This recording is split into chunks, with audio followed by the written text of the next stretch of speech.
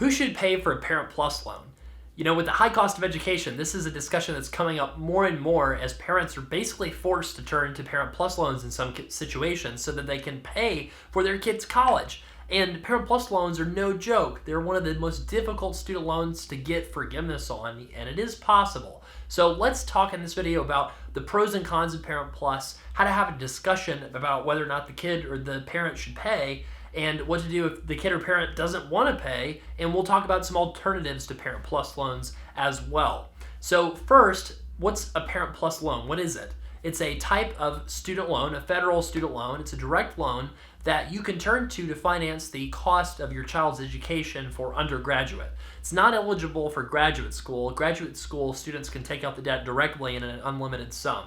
The reason why people turn to Parent Plus loans is because they're unlimited in their borrowing. So you can take out as much as you want, even for multiple children. So we actually have seen clients that have had $500,000 or $600,000 of Parent Plus loans they borrowed in their name alone, and there's very little underwriting associated with these Parent Plus loans. And this, in particular, these cases, sometimes parents will take out debt for 3 or 4 children in their name alone. So you can really take out a monstrous amount of Parent Plus debt. That said, the typical amount that people owe on average is probably around $20,000 or $30,000. So it's not a massive amount, but that does represent a $200 to $300 a month payment that can really inhibit someone from actually enjoying a nice retirement. Because obviously, if you had to take out a $20,000 or $30,000 loan to help pay for your kid's college, then that means that you're not probably a multi-millionaire, right? So retirement is something that's very much in the mind for a parent that has a Parent Plus loan. If you're the child, you obviously want to help out your parent finance the cost of school. There's only so much you can do if you're going to an undergraduate program because you don't have a lengthy employment history where a lender could give you a private loan if you needed more than the Stafford maximum borrowing amount of $57,500.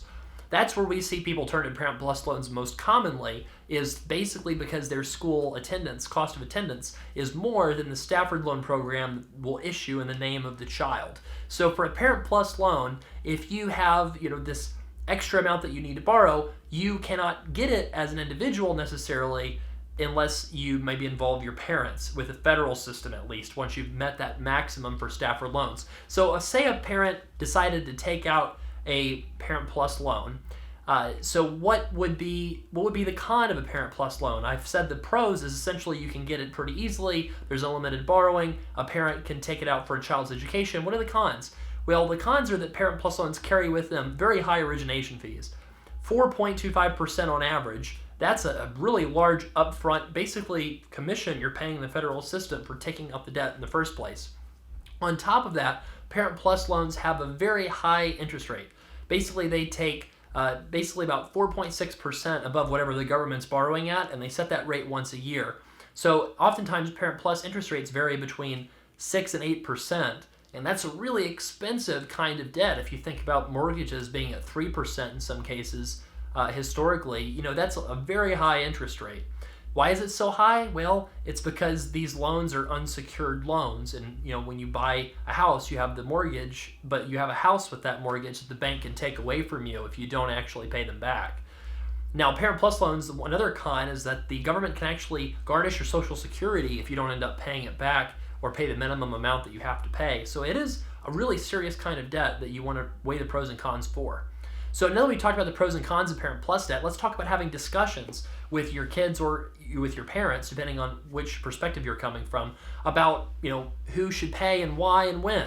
So the best advice I can give on this is just be transparent with your feelings. There's no bad feelings. You just need to be careful to share those in a constructive way. So maybe you as a parent expect the kid to finance their full education.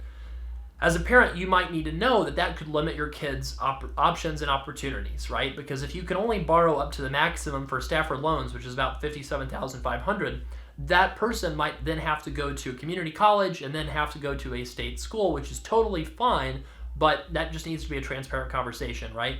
So when you're taking out the Parent Plus loans, you can have an agreement. You can sign something with your kid that says the kid's going to pay the debt, or you can have sort of an understanding that the kid's going to pay the debt, or maybe the parent is telling the kid that they will pay the debt. So you just want to figure out that both sides, you want to make sure both sides have the same expectations post-graduation so that no one's surprised depending on what happens. Now, that's how to have a discussion about it and how to be transparent about it, but let's talk about the real big question. What happens if somebody doesn't want to pay? So if someone doesn't want to pay, here's the thing. So let's say you're the kid, let's say you're the parent, the kid doesn't want to pay. The Parent Plus loan is a loan that's taken out in the name of the parent only, which means the Parent Plus loan belongs to the parent only. There's no co-signing. The debt is only the parents. If the kid wants to renege on a promise to you, verbal or written, the kid can do that because the kid is not legally obligated to a Parent Plus loan whatsoever. So you can promise your parent that you're going to pay, but ultimately you are not obligated to make a payment. So that's pretty shocking that a kid, for your benefit of your education, can ask a parent to take on a loan, and even though it's for your education, you have no legal obligation as the child to pay back the loan. So if you're the parent wondering what can you do if the kid doesn't pay the loan, the answer is nothing. You can't do anything unless you have some sort of legal contract or something written up, and even then probably not.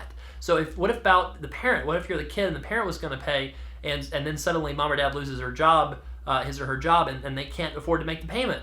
What if the parent can't afford to make the payment? And the answer is you actually can't really do anything about that. So a Parent Plus loan, again, they will garnish Social Security wages to get what they are owed if they need to. So that's something to really seriously consider about Parent Plus loans in general, because if you don't want to pay, or somebody changes their agreement about being able to pay, the thing is the kid is totally protected. They can't go after the kid under any circumstances, but the government can go after the parent.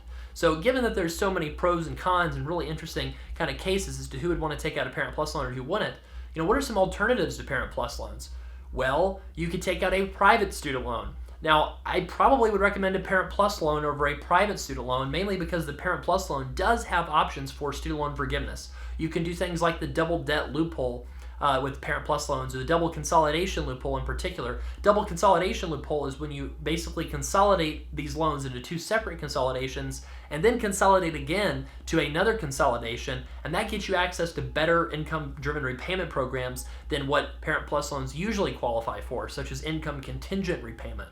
So if you kind of think about alternatives to Parent Plus loans, one option is a private student loan, and we do have at studentloanplanner.com/private options that you could look into if you're trying to maybe find a lower interest rate or something where the kid's legally on the hook. I would say probably that's the best way or reason to use a private student loan, is if you really want the kid to be legally obligated to the loan. If that's the case, if you do a co-signed student loan for your child, that student will be obligated legally to pay back the student loan, and so that might make a little bit less ambiguity about who has to pay what.